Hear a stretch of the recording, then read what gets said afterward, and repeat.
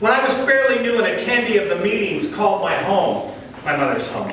I was upset at first. I didn't like him invading my personal space. Keep it in the rooms, I thought. But I let him talk for a minute or two. I had nowhere to go. He told me that he thought his girlfriend was cheating on him. I asked him why.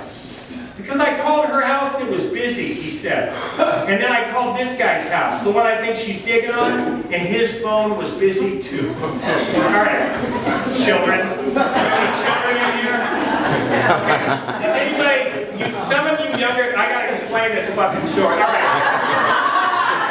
Some of you have no idea what a busy signal is.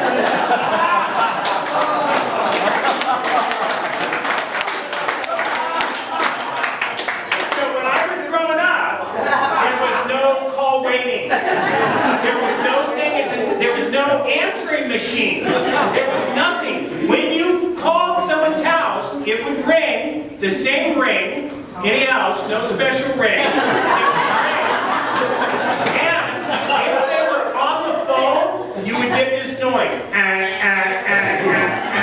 Now, picture that you just need to fucking talk to somebody right now, and you're already pissed off, and they need to answer the fucking phone, and you call them, and then I can't tell you how many phones in my mother's house just got slammed into the wall. When I was newly sober, I used to brag about it. I go, I've got 30 days and we've had the same phone. Crazy guy? All right, so I called his house, okay, because I called her house and it was busy, and then I called the guy's house, and I think she's digging on, and his phone was busy too. Here's me. Did you try an emergency breakthrough?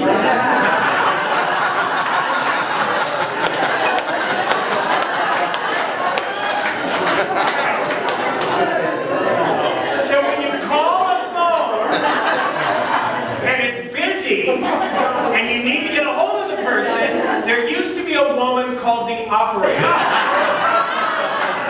And you dial zero. Button, you would dial the O. And the operator come on and say, may I help you? And then you go, yeah, I gotta get a hold of these fucking people. It's important. You need to go on, then she goes, that's $1 charge. Yeah, I'll pay it. Just break through. So then the operator would break through the busy line, and she would say, she'd give your name. She'd say, Jack's trying to get through, will you clear the line? Okay. Did you try an emergency breakthrough, I asked. Yeah, he replied, it was declined. Now, once the operator breaks through and says you want to talk and gives your name, the other people on the phone can say, oh, fuck that. No, we're not getting off the line. So now you know that they know it's you, and they want you to talk to them, but they won't get off the line. All right. I'm sorry for the archaic phone references, but this was in the 1980s and we didn't have cell phones. We had big plastic devices that weren't mobile. I don't need to go through that because I just did. Anyway, I was listening to this guy's paranoia. When he's thinking she's cheating, blah, blah, blah, it's just because the phones were busy. Nothing else. No dirty panties, nothing. You know what I mean? The phones were busy. Anyway, I was listening to his paranoia, and then unwittingly, I was sucked in. Yeah, I said, I bet she is cheating on you. We should get a couple of cars. I'll get my mom's, you get yours, and we'll catch him in the act. I paused in thought, and as he was celebrating his newfound co-conspirator, I was taking a quick inventory of the situation. This dude's an addict, I thought, and an alcoholic of the worst type. I've heard him share in the groups. I know him, and I know his illness, and I think just like him. That's what started to hit me. Not the drinking and the using, it was the fact that I think like these people. That I'm realizing there's a whole class of people whose solutions to their problem are worse than their problems. The car's got a flat tire. Fuck it, light it on fire.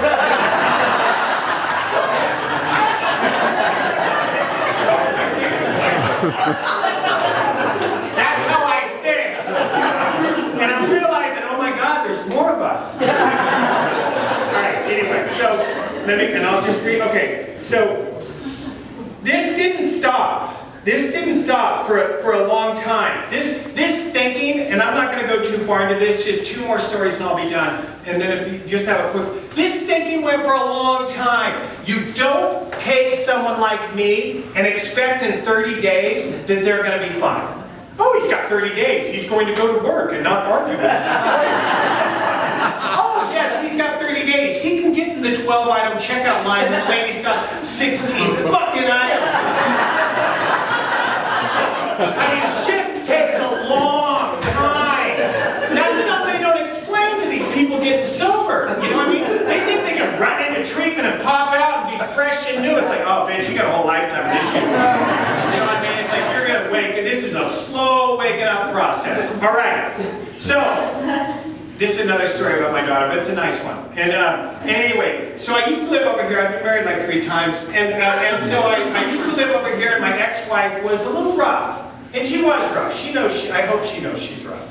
I know she's rough. Most people know she's rough. Maybe she doesn't know. She's a little rough. Anyway, and I got my 2 daughters with me. I got Anna, and Anna's about maybe 14 at the time. And I'm like 12 years sober, 13 years sober, whatever. And I got the baby with me. And we're checking out the surf in the morning, but I shouldn't have the kids checking out the surf because they're supposed to be going to school. And then I kind of wake up and realize I shouldn't have the kids.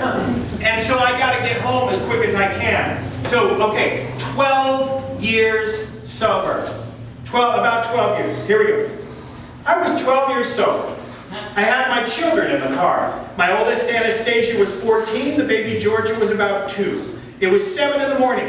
I had been out looking at the surf. I was late. The girls needed to go to school and daycare. We were heading down the Pacific Coast Highway. I was speeding. Not crazy fast, but definitely a speed that would get you popped. I was agitated. My ex-wife can be a bit of forceful. And I knew I was going to get shit for taking the kids when they should have been home. About a mile from my house, Golden West and PCH, I got red lighted. A motorcycle cop had been hiding near the service road. Dad? Came the voice of my 14-year-old skin-headed junior punk daughter. The cops are behind you. I looked in the rearview mirror without slowing. Yeah, I said, fuck him.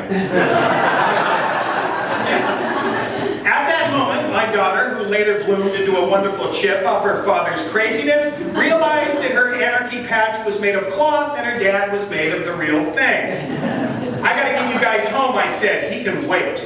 I waved the cop off and kept driving. He hit me. I stopped on 17. And he's, I'm like, yeah, hold on, bro. I gotta get you guys home, I said. He can wait. I waved the cop off and kept driving. He hit me with a squawking horn, the one used for motorists who are too deaf to hear. I ignored it. Dad? Look, I said, when I pull up to the house, you grab your sister and jump out. Get ready for school. The siren was now blasting behind the vehicle. I pulled up in front of my house, which was 8th and Walnut, so I took him a mile before stopping. Fuck him. And I pulled up the house, you grab your sister and jump out, get inside and get ready for school. I pulled up in front of my house a mile from where he first slipped me up. He hopped off his bike and fast approached my window. What the fuck are you, Anna? I said, ignoring him. Get your sister and go. I looked at the cop. Hey, champ. I said, I think I got a tail light out. Why don't you go take a peek? Anna, move. Like I said, I've had trouble with authority for some time. My daughter bailed out of the car with her sister, and I exited to argue with the wannabe voice of authority who thought he had the fucking right to stop me. I'm a free man, goddammit. I was lucky he didn't call for backup. If I were the officer in charge, I would have beaten my ass and tossed me in for resisting, a charge I have garnered before. After a bit of back and forth between the officer and myself, he wrote me for everything he could, except evading, and then he handed me the ticket and sped off. I entered the house furious, and then I realized I was wrong. So, this is the part of the program, not always so, it doesn't end there, so we're going to go on, but this is the issue. It doesn't mean once you get sober all of a sudden you're going to do everything right, it's going to be okay, but what you are going to realize is you have done something wrong. And this is where this comes in. Now most normal folks realize they're wrong when they see the speed limit sign and notice they're a few clicks over. I don't. As I've said before, I've been fucking my life up for so long that the kids think I'm keeping it real. I was gonna have to clean this mess up. The officer's name was on the ticket. I know that I could go to the station and set up a time to meet with him. 2 weeks later, and I was still thinking about it. Sometimes promptly isn't so prompt with this alcoholic. I was walking with my ex-wife along the beach path. I still had the officer in my head. I knew I was going to have to face him at some point, but I was not yet tortured enough by my conscience to go find him. Ah, shit, I said. What? The cop, the one I fucked with, is right there. He was parked, sitting on his motorcycle, hiding behind a sign, waiting to spring as he had done that morning. The universe deemed it necessary for me to come clean. I looked at my ex-wife. I'm going in.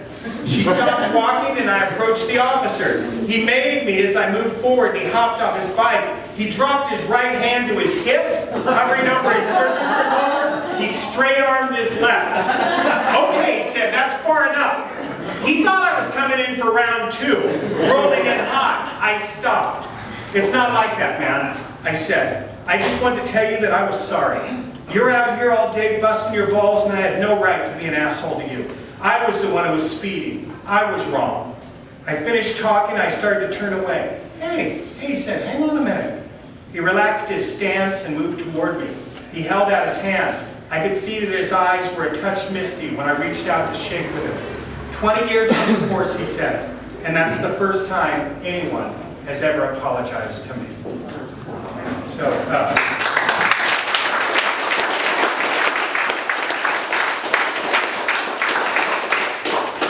I'll end with this story. We got Dan over here, he's going to be playing, it's great. We can hang out and there's drinks and that, no.